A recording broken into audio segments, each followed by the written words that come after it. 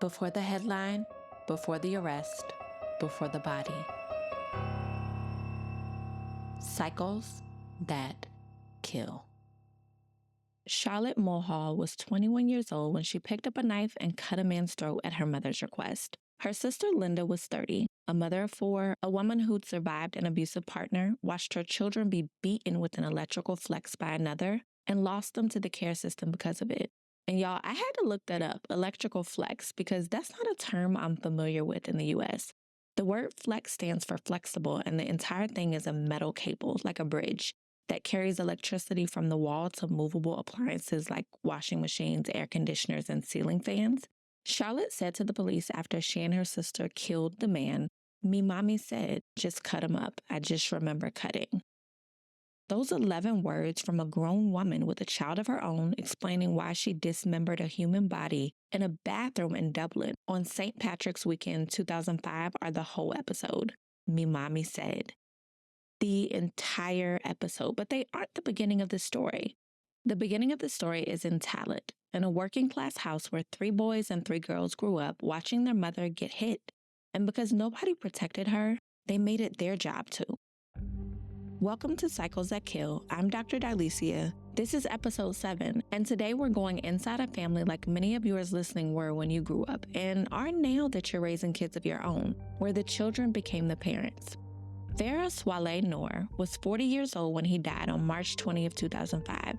He arrived in Ireland in December 1996 under a false name, claiming to be fleeing the Somali Civil War. That was a lie. He was, by every documented account, a violent man with 8 charges of disorder and assault on his record, including a sexually violent offense where a knife was found by Gardaí, or Irish police. He was also a suspect in the murder of a 17-year-old girl that was stabbed to death in 1999. In 1997, Farah raped a mentally disabled 16-year-old girl who later gave birth to a son. He was known by Gardaí as a violent man toward women. He was also Kathleen Mulhall, Charlotte and Linda's mother's boyfriend, who put Kathleen in the hospital multiple times with fractured ribs, hand injuries, and bruising. She consistently lied to hospital staff about how she sustained those injuries and failed to attend follow-up care. Farah was not an innocent man. He was a violent man who abused the women he was with, and one day he ended up paying the ultimate price for it. The Mulhall family lived in Kilclare Gardens in Tallaght, a working-class area in South Dublin. John Mulhall and Kathleen Ward married young. Kathleen was from the Irish traveling community, which is an indigenous nomadic group in Ireland, and she'd been abused by both of her parents, and John abused her too. So Kathleen arrived at motherhood already carrying 2 experiences of physical abuse from those she was closest to, literally a lifetime of pain. From her parents, from her husband, she had never known a home where she wasn't hurt by the people inside it. Abuse was the only template she'd been given for what intimate relationships look like. And she raised 6 children with John inside that template. All of them grew up watching their mother absorb violence from the man who was supposed to protect the family. Several of them ended up in prison. And as usual, I have a clinical concept for what those children were experiencing.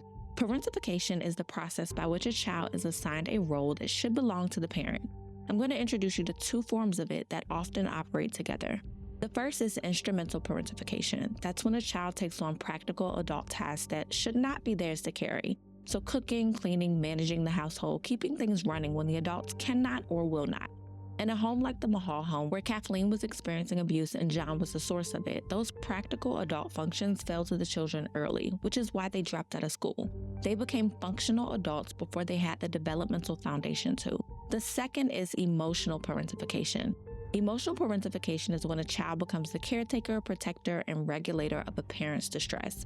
When the child's job, and for those of you out there with the gaslighting mom, no one has to explicitly assign it to the child or call it a job. When the child's job is to absorb what the parent cannot carry and to fix what they cannot fix. Kids who are emotionally parentified by their moms act as a therapist, listening to her complain about adult issues like financial struggles, relationships. They also diffuse arguments between her and others. So their father, her parents, siblings, other extended family members, friends, or even strangers. They pretty much become conditioned to soothe her to protect the household's atmosphere. And as a result of knowing how to be nothing other than other-focused, they learn to become low maintenance and ignore their feelings.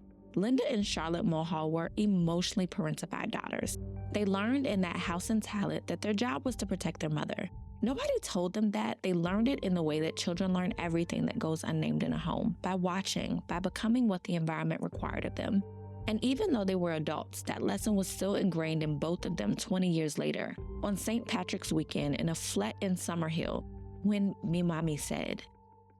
In 2002, Kathleen's marriage to John broke down. She entered into a relationship with Farah. He moved into the family home while John was still there. Farah beat her repeatedly. I want to pause here because this is the part of the story that most coverage rushes past in order to get to the crime. But it's the most important part of the origin map. Kathleen didn't choose Farah despite knowing he would hurt her.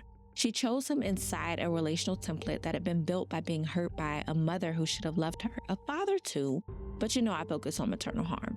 Kathleen had never been shown what it looks like when people you love don't hit you, which means the alarm that should have told her Farah was dangerous was calibrated to a baseline where danger was normal. This is the intergenerational transmission of domestic violence. And I want to name it precisely because even though frustrated loved ones can view those who manifest it as having a weakness, it's not that, it's conditioning. Kathleen's parents conditioned her to survive in a violent home. That conditioning did not uninstall itself because she left that home. It traveled with her into every relationship that followed, and it shaped what she modeled to her daughters. Linda was watching, and Linda replicated the pattern exactly. She had a partner who was not her children's father, who would eventually be convicted of child cruelty for abusing her children. He also abused her. When her children were taken into state custody after the man's conviction, she turned to alcohol and heroin to cope. Multiple generations of women, the same man with different faces. The same lesson absorbed and passed forward without anyone in the bloodline ever having language to name it or tools to interrupt it. On the day of Farah's death, he, Kathleen, Linda, and Charlotte spent the day drinking heavily in Dublin's city center. They stopped on the boardwalk by the River Liffey where the three women took ecstasy. Then they returned to Kathleen's flat. Kathleen crushed an ecstasy tablet into Farah's drink without his knowledge because she wanted them all on the same buzz. Linda and Farah were sitting on a two-seater couch and Charlotte was sitting on the arm of it. Farah began touching Linda, whispering in her ear, putting his arm around her waist. Even after she told him to stop, he would not let go. Kathleen started screaming at him, a confrontation erupted, and then she said, "Please, just kill him for me." That's when Charlotte picked up a knife and slit Farah's throat. He staggered into the bedroom. Charlotte followed him and stabbed him at least 20 more times. Linda picked up a hammer and hit him in the head, what she described to police as a good few times. Their mother watched. When it was over, the sisters dragged Farah's body into the bathroom and spent several hours dismembering him, using a kitchen knife and a hammer. They packed his amputated body parts into bags and dumped his limbs and torso into the Royal Canal. Then they rode on a bus with his head and buried it in a field.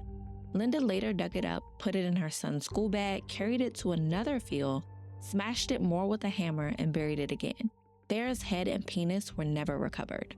The judge who heard the case said it was the most grotesque killing of his professional lifetime. I want to go back to Charlotte's statement to the police because it's the most clinically significant sentence in this entire case. Me Mammy said, "Just cut him up. I just remember cutting." Charlotte was 21 years old when she said that, not a little girl following a parent's instructions because she had no other frame of reference. And yet, me Mammy said, that is not obedience in the ordinary sense. It's something deeper. Remember what I said earlier about the two forms of parentification. Instrumental is the practical version, the child who runs the household.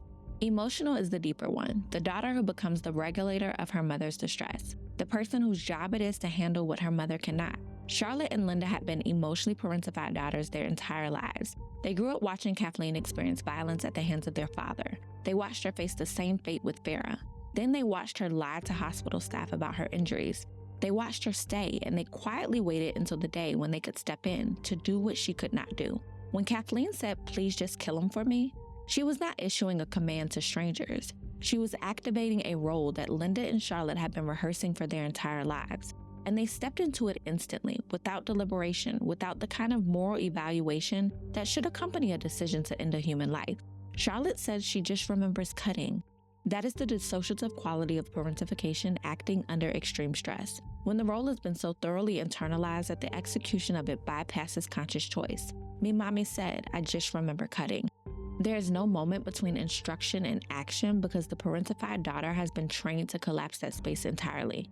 The specific way the choice was made, the speed of it, the absence of an apparent deliberation, the language Charlotte used to describe it afterward is consistent with a daughter who has been so thoroughly trained in the role of protecting and serving her mother that serving that role in a crisis situation bypasses the cognitive processing that might have produced a different outcome.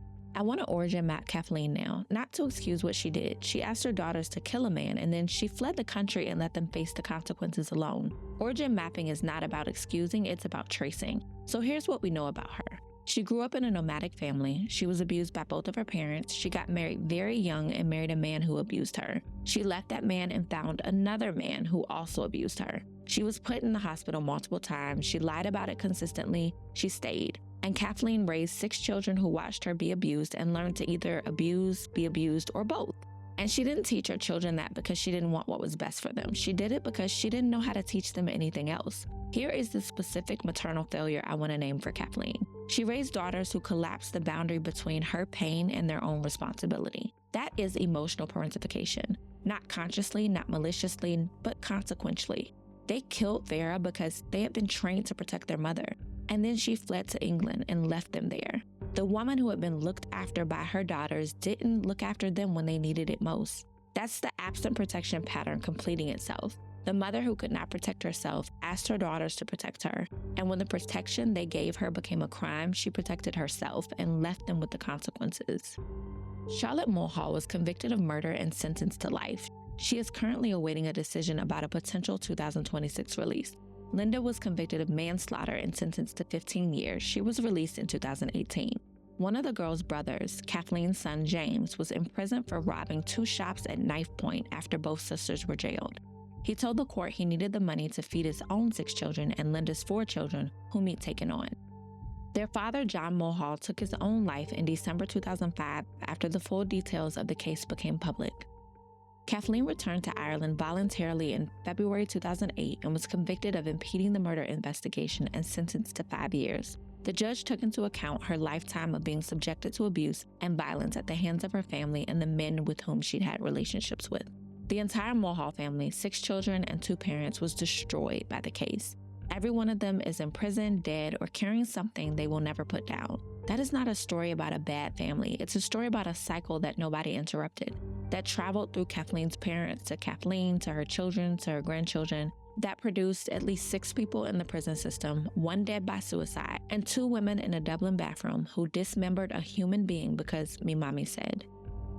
I do this every episode. I hold up the mirror, and this episode is more rhetorical than anything because this concept, this form of childhood trauma, is the most universal thing we have discussed all season. Linda and Charlotte Mulhall went to the extreme end of what parentification can produce. But if you're honest with yourself, you're somewhere on the same spectrum that enticed them to kill. And parentification didn't stay in childhood for you. It followed you. Just like them, it aged with you. It has showed up in your adult relationships as the reason you can't receive care without feeling suspicious of it, as the reason you overfunction in every room you walk into, as the reason you're exhausted in a way that rest does not fix, as the reason you keep choosing partners, friendships, and situations that require you to be the capable one, the one who holds it together, the one who fixes things. The everyday versions of the same trauma activation that overcame Charlotte and Linda are all around us. The daughter who cuts off a loved one because her mother doesn't like them. The daughter who ends a romantic relationship because her mother disapproves. The daughter who absorbs her mother's opinion of others so much that she can't tell where her mother's feelings end and her own begin. The daughter who defends her mother to people who have legitimate grievances against her. The daughter who lies for her mother, who manages her mother's reputation in the community by not telling the truth about her and punishing those who do. The daughter who protects her mother from the consequences of her own behavior. That is mama's handyman. And so many of us have been in that role for so long that we don't know that we are, because it was never named, so it felt like love. And the woman who appointed us to it was also the woman we needed the most. And children who need someone will do almost anything to stay in the good graces of the person they need. The question I want you to ask yourself is, what did it cost you? What did you do or not do or stop doing or never start doing because you were managing your mother's life instead of building your own? What relationships did you sacrifice? What opportunities did you pass up? What versions of yourself did you not become because the role of protector left no room for it?